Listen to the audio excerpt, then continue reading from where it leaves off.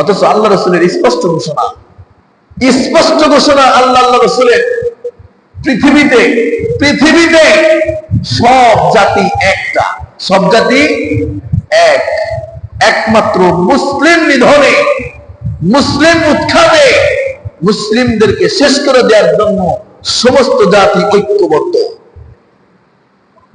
আল্লাহ রসুল কত ভাবে বুঝাইছে, মুসলমানদের পৃথিবীতে কোন ধর্ম বন্ধ হতে পারে না।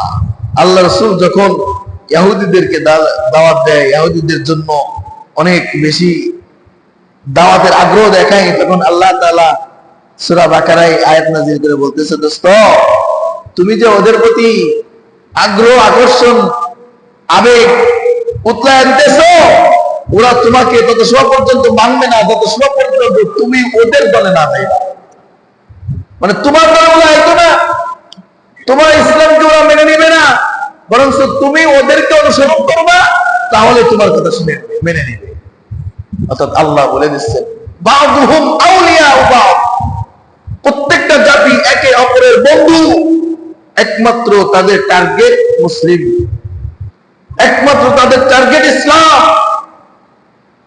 ইসলামকে ধ্বংস করা তাদের ঐক্যবদ্ধতার একটা প্ল্যাটফর্ম। অথচ আজকে মুসলমান, বদরের যুদ্ধে তো 200 কোটি মুসলমান ছিল না, ছিল? এখন বিশ্বে তো 200 কোটি মুসলমান, 700 কোটি মানুষের ভিতরে 200 কোটি মুসলমান, 500 কোটি কাফের। এক একজনের ভাগে কয়টা? 2.5টি করে পড়ছে। আর বদরের যুদ্ধে 313 জনের বিপক্ষে হাজার হাজার শত্রু ছিল। পিছপা হয়েছে, ডরাইছে, বুলেটার কামানে ভয় করছে, কিছুর ভয় করে নাই।